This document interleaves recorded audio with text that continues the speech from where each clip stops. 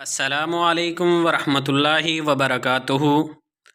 اگر آپ اپنے کام یا کاروبار کی وجہ سے پریشان ہیں تو یہ 3 کام کر لیں اور ساتھ ساتھ دعائے موسیٰ کا باقاعدگی اور پابندی سے اہتمام کریں۔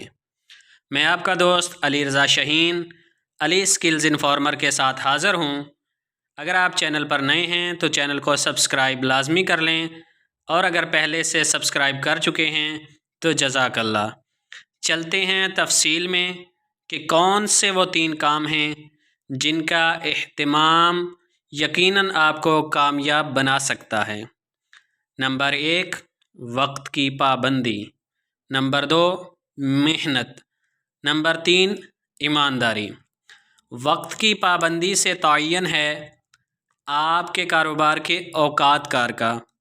سب سے پہلے آپ کا کاروبار، آپ کی دکان کھلنی چاہیے اور سب سے آخر میں بند ہونی چاہیے۔ اگر آپ وقت کی پابندی کو اپنا معیار بنا لیتے ہیں تو آپ 33% کامیاب ہو چکے ہیں۔ نمبر 2، محنت سے مراد آپ نے اپنا کاروبار دل لگی اور دل جمعی سے کرنا ہے۔ نقصان کے خوف سے آزاد ہو کر اطمینان قلب کے ساتھ اپنے کاروبار سے مکمل لگن رکھنی ہے۔ اگر آپ محنت کو اپنا شیوا بنا لیتے ہیں تو آپ مزید 33% کامیاب ہو چکے ہیں۔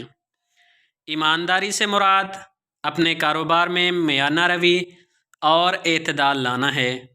کسی سے کسی بھی قسم کا دھوکہ، فراڈ اور 2 نمبری نہیں کرنی، کسی سے زائد رقم وصول نہیں کرنی، اور اپنے ریٹ کا توازن بھی قائم رکھنا ہے۔ ایمانداری آپ کے کاروبار کی مین کی ہے۔ اگر ایمانداری آپ اول ترجیح بنا لیتے ہیں تو مزید آپ 33% کامیاب ہو چکے ہیں۔ وقت کی پابندی، محنت، ایمانداری، تینوں کا مجموعہ 99% کاؤنٹ ہوتا ہے، یعنی آپ 99% کامیاب ہو چکے ہیں۔ مزید 1% آپ کا لوگوں سے تعلق آپ کی کامیابی میں شامل ہو جائے گا۔ اس طرح آپ مکمل 100% کامیاب ہو جاتے ہیں اپنے کاروبار کے اندر۔ باقی رہی کاروبار کی پریشانی اور گاہک کی آمد و رفت، تو اس کا حل دعائے موسیٰ ہے۔ بہت ہی پیاری اور آزمودہ دعا ہے۔ موسیٰ علیہ السلام اپنے علاقہ سے ہجرت کرتے ہوئے شعیب علیہ السلام کے علاقہ میں بستی میں پہنچتے ہیں۔ ایک درخت کے نیچے بیٹھے ہوئے ہیں، بھوک نے تنگ کیا تو رب سے دعا کی جا کرتے ہیں، رب انی لما انزلت الی من خیر فقیر۔ اے میرے رب، تیری طرف سے نازل کردہ بھلائی کا میں محتاج ہوں۔ موسیٰ علیہ السلام نے رب سے یہ ندا، یہ التجا کی، طلب بھوک کی تھی۔ رب کریم کو ندائے موسیٰ، التجائے موسیٰ، دعائے موسیٰ اتنی پسند آئی کہ روٹی کے ساتھ ساتھ روٹی پکانے والی بھی عنایت فرما دی۔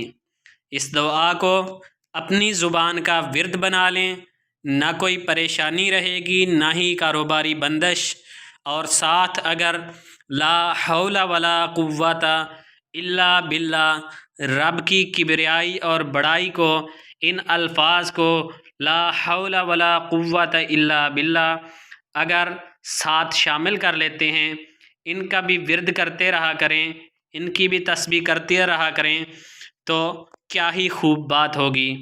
بتانا میرا حق اور عمل کرنا آپ کی مرضی ہے۔ اللہ آپ کا اور میرا حامی و ناصر ہو۔ جزاکم اللہ خیرا۔